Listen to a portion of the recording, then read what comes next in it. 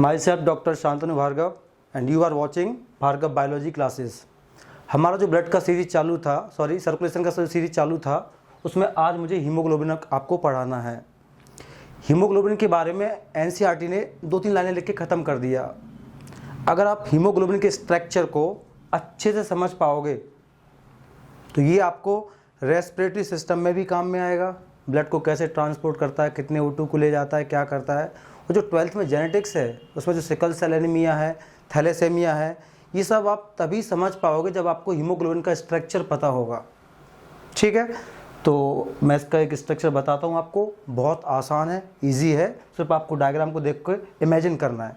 ठीक है, तो मैं स्टार्ट करता हूँ स्ट्रक्चर। सबसे पहले haemoglobin is made up of 2 parts, haem and globin.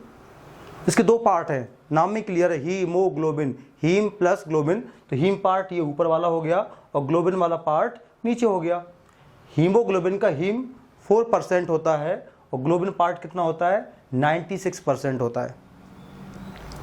Haemoglobin में 4 आयरन होते हैं, 1, 2, 3, 4, और हर एक आयरन +2 यानी फेरस कंडीशन में होता है। जबकि हमारा जो फैन का आयरन है, गेट का जो आयरन है, इन सब में फेरिक कंडीशन में होता है आयरन। जबकि जो बॉडी का आयरन है, हीमोग्लोबिन का आयरन है, वो किस में होता है, +2 कंडीशन में होता है। इससे क्या फ़ायदा होता है, जब हम सांस लेंगे तो O2 अंदर जाएगा। O2 की वैलेंसी भी कितनी है, -2, तो हर एक आयरन से एक O2 अटैच हो जाता होगा। तभी तो हम कहते हैं एक Hb 4 O2 को ट्रांसपोर्ट करता है, क्योंकि हर एक से एक अटैच हो जाएगा, 1, 2, 3, 4। ठीक है, इतना समझ में आया। अब देखो जरा, each iron along with 4 pyrrole ring, हर एक आयरन 4 पायरोल रिंग के साथ मिलकर क्या कहलाता है, पोरफायरिन रिंग। यानी अगर हम total number of porphyrin ring की बात करेंगे तो 4 हो जाएंगे, 1 पोरफायरिन, 2, 3, 4। और ये जो रिंग है, ये पेंटागोनल, इसको बोलते हैं पायरोल रिंग। यानी हर एक आयरन के चारों ओर 4 पायरोल रिंग होते हैं और 4 पायरोल और आयरन को मिला के बोलते हैं पोरफायरिन रिंग। तो total number of pyrrole ring in haemoglobin molecule, answer is 16, and number of porphyrin ring, answer is 4। तो ये समझ में आया। ठीक है, अब देखो जरा, जो हीम वाला पार्ट है उससे ये ग्लोबिन चेन अटैच है, और ग्लोबिन चेन की 4 पॉलीपेप्टाइड चेन होती हैं, 2 alpha chain and 2 beta chain. तो देखो, ये जो अल्फा चेन है, बीटा चेन है, ये हर एक आयरन से एक बॉन्ड के थ्रू कनेक्टेड होता है। इस बॉन्ड को हम बोलते हैं इमिडाजोल। मैंने नाम लिखा नहीं, इतना जरूरी नहीं है वो। इस बॉन्ड को हम बोलते हैं इमिडाजोल। और जो आयरन है, ये जो आयरन है ना, ये ग्लोबिन चेन से प्रोस्थेटिक ग्रुप के फॉर्म में अटैच रहता है। ठीक है, तो ये स्ट्रक्चर बहुत आसान है, हीम प्लस ग्लोबिन। ठीक, अब हम चेन की फिर से बात करते हैं। Each alpha chain having 141 amino acid, हर एक अल्फा चेन में 141 है। And each beta chain having 146 amino acid, हर एक बीटा में कितने हैं, 146 अमाइनो एसिड हैं। अब यहाँ पे सोचने वाली बात क्या है, बाकी का सीक्वेंस आपको याद नहीं करना है, लेकिन बीटा चेन में जो 6th पोजीशन है, 1, 2, 3, 4, 5, 6, 1, 2, 3, 4, 5, 6, यानी बीटा चेन की 6th पोजीशन पर कौन सा अमाइनो एसिड है, ग्लूटामिक एसिड। ये आपको याद करना पड़ेगा, ये 12th में बहुत काम में आने वाला है आपको। बीटा चेन की 6th पोजीशन पर कौन सा अमाइनो एसिड है, ग्लूटामिक एसिड। कुल मिला के अगर मैं बात करूं, ग्लोबिन चेन में टोटल कितने अमाइनो एसिड होते हैं, तो आंसर आ जाएगा 574, क्योंकि वह अल्फा के हो जाएंगे 141 प्लस 141 प्लस 146 प्लस 146, आंसर आएगा टोटल 574। अब हम बात करते हैं इसकी डेफिनेशन। तो ये बहुत आसान है, इसको देखकर ही हम बोल सकते हैं ये क्या है। तो देखो जरा, haemoglobin is respiratory pigment. What is the meaning of respiratory pigment, it transport gases. ठीक है, तो हम में जो गैसियस ट्रांसपोर्टेशन है, मैंने सांस ली या सांस निकाली, इन सब का ट्रांसपोर्टेशन कौन करता है, ये करता है। चूंकि रेड कलर का है सो बोल दिया पिगमेंट। तो haemoglobin is respiratory pigment, comma chromoprotein, ये प्रोटीन है। ग्लोबिन क्या है? प्रोटीन, ऐसा प्रोटीन जिसमें नॉन प्रोटीन पार्ट अटैच है, लेकिन फाइनली है तो ये प्रोटीन ना। तो ये कलर्ड प्रोटीन है, कलरलेस, रेड कलर का है, सो कॉल्ड क्रोमोप्रोटीन्स। इसको एक और बोल सकते हैं कॉन्जुगेटेड प्रोटीन। कॉन्जुगेटेड प्रोटीन का मतलब क्या होगा? जब किसी प्रोटीन से नॉन प्रोटीन पार्ट अटैच होता है उसको हम बोलते हैं कॉन्जुगेटेड प्रोटीन। अगर इस डायग्राम में आप देखोगे तो ग्लोबिन वाला पार्ट क्या हो गया? प्रोटीन, और जो हीम वाला पार्ट है ऊपर का ये हो गया नॉन प्रोटीनियस पार्ट। तो दोनों को मिला के क्या बन गया? Conjugate protein. ये क्वेश्चन आ सकते हैं। अगला है अपना अमाउंट। ये देखो इधर अमाउंट कितना है इसका? अमाउंट एनसीईआरटी में लिखा है 12 to 16 ग्राम पर 100 ml। अगर हम इसका एवरेज निकालेंगे तो लगभग 14 के आसपास आएगा। तो कभी भी ऑप्शन में 12 लिखा है, 14 लिखा है, 18 लिखा है, 20 लिखा है, तब आपको 12 टिक नहीं करना पड़ेगा, तब आपको क्या टिक करना पड़ेगा? 14, क्योंकि इसका एवरेज निकालना पड़ेगा आपको। कहने का मतलब ये है कम से कम 12 होना चाहिए, मैक्सिमम 16 होना चाहिए। अगर 12 से कम हो जाएगा दिस लीड टू एनीमिया, यानी आपको बोला जाएगा आप में खून की कमी है। ओके, अब एक क्वेश्चन और बनता है यहाँ पर। नॉन कॉर्डेट में वैसे तो आरबीसी होते ही नहीं है, RBC present only in chordates. तो जो कॉर्डेट्स हैं उनमें हीमोग्लोबिन आरबीसी के अंदर होता है, इनसाइड होता है, और जो नॉन कॉर्डेट हैं खास करके एनालेटा ग्रुप उसमें हीमोग्लोबिन प्लाज्मा में डिजॉल्व है। तो सीधा सा क्वेश्चन का आंसर याद कर लेना, हम में आरबीसी के अंदर है, और जो अर्थवॉर्म है, लीच है, उसका एचबी उसके ब्लड प्लाज्मा में डिजॉल्व है, क्योंकि उसमें आरबीसी होते ही नहीं है। ठीक है, तो ये अपना अमाउंट हो गया। अब नेक्स्ट पॉइंट हम देखते हैं ऑक्सीजनेशन। इस पॉइंट को जरा समझने की कोशिश करना आप। मैंने सांस ली, ये O2 गया और ये Hb से जुड़ गया, इसी जुड़ने को हम बोलते हैं ऑक्सीजनेशन। फिर आप बोलोगे सर इसमें नया क्या है, आप क्या बोलना चाहते हो? अब ध्यान से देखो डेफिनेशन को। Oxygenation temporary, not permanent, temporary और physically attachment of oxygen with haemoglobin is called oxygenation. यानी O2 का Hb के साथ टेम्पोररी फिजिकल बॉन्ड बनाना क्या कहलाता है? ऑक्सीजनेशन। इसमें क्या होता है? आयरन हमेशा +2 कंडीशन में रहेगा, आयरन ऑलवेज रिमेन्स इन +2 यानी फेरस कंडीशन में रहेगा। इससे क्या फायदा होगा? जब ये Hb O2 को लेके जाएगा तो टिश्यू में आसानी से रिलीज कर देगा। ठीक है, अब दूसरी कंडीशन क्या हो सकती है? अगर हमने ऑक्सीजन का कंसंट्रेशन बढ़ा दिया गया, बहुत बढ़ा दिया, तो क्या होगा? ये ऑक्सीजन Hb के साथ परमानेंट बॉन्ड बना लेगा, मतलब केमिकल बॉन्ड बना लेगा। तो उससे जो आपका आयरन जो फेरस कंडीशन में था वो किस में कन्वर्ट हो जाएगा बेटा? फेरिक में हो जाएगा, फेरिक में हो जाएगा, यानी +2 से +3 में कन्वर्ट हो जाएगा। और ऐसा आयरन जब O2 को लेके जाएगा, ऐसा Hb जब O2 को लेके जाएगा तो उसका आयरन O2 को रिलीज नहीं कर पाएगा।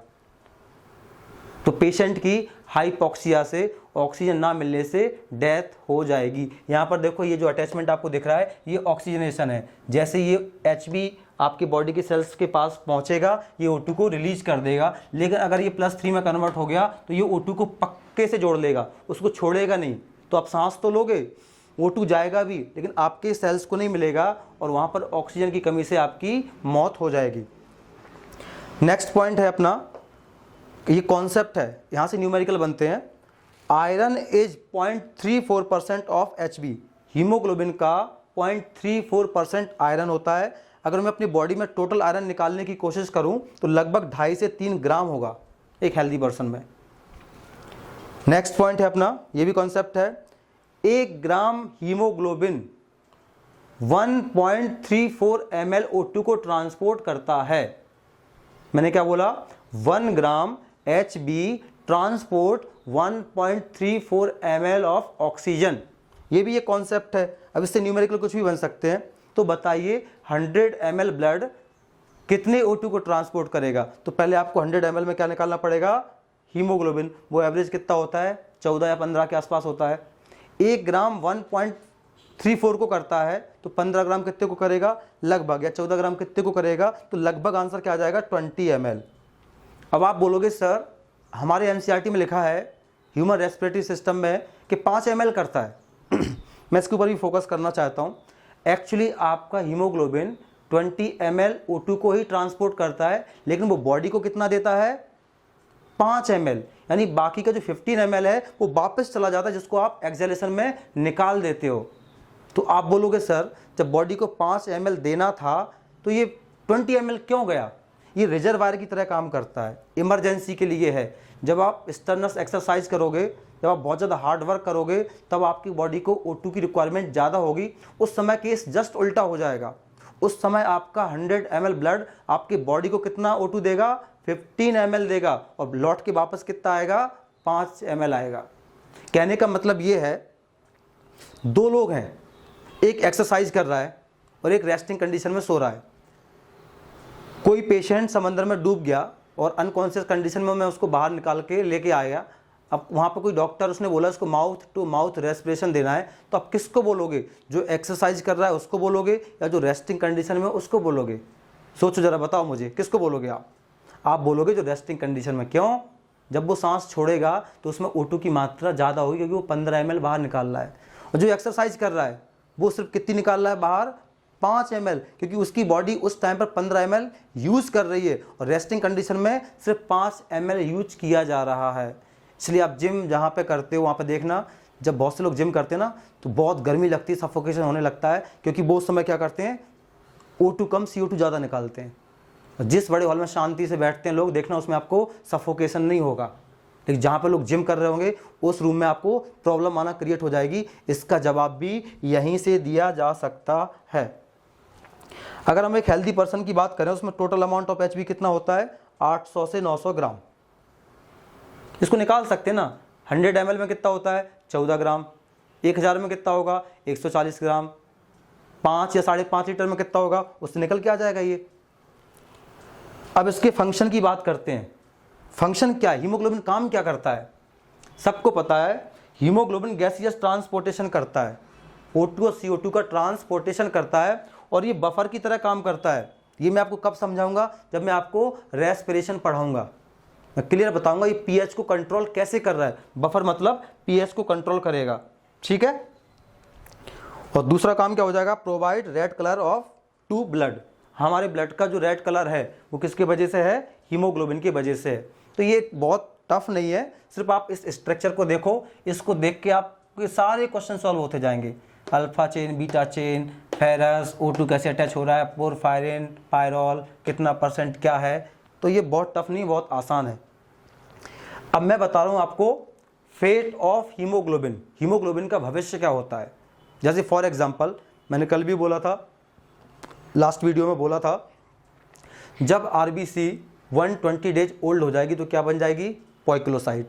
जब कोई पॉइक्लोसाइट आपकी स्प्लीन से पास आउट होगा तो उसको वहाँ के मैक्रोफेज आइडेंटिफाई करके रप्चर कर देंगे, मतलब RBC फट जाएगा, तो उससे क्या बाहर निकल आएगा, हीमोग्लोबिन। अब उस हीमोग्लोबिन का क्या आगे क्या होगा उसकी बात मैं कर रहा हूँ। जो हीमोग्लोबिन स्प्लीन में निकला था वो हेपेटिक पोर्टल वेन से कहाँ पहुँच जाएगा, आपके लीवर में पहुँच जाएगा, और आगे का जो ब्रेक डाउन है, जो फर्दर ब्रेक डाउन है वो आपके लीवर में होने वाला है। तो कैसे होगा, ये जो हीमोग्लोबिन है ये 2 पार्ट में टूट जाएगा, haem plus globin. Globin protein है, उसका डाइजेशन से क्या बन जाएगा, अमीनो एसिड, फिर से यूटिलाइज कर लिया जाएगा। दूसरा पार्ट है हीम। हीम के भी 2 पार्ट होंगे, आयरन पार्ट और नॉन आयरन पार्ट। हीम का जो आयरन है वो आपके स्प्लीन, लीवर, मेनली लीवर और रेड बोन मैरो में स्टोर हो जाएगा in the form of ferritin and haemosiderin. यानी आयरन के स्टोर्ड फॉर्म का नाम क्या है, फेरिटिन एंड हीमोसिडेरिन। ये आयरन ही है, बस इस फॉर्म में ये स्टोर हो गया। दूसरा पार्ट अपना क्या है, non iron part. Non iron part को हमारा लिवर बाइल पिगमेंट्स में कन्वर्ट कर देगा, and bile pigments are metabolic waste product. ये वेस्ट प्रोडक्ट है, ये बॉडी में एक्यूमुलेट नहीं हो सकता है, क्योंकि अगर ये एक्यूमुलेट हो गया देन कॉजेज डिजीज, जॉइंटिस।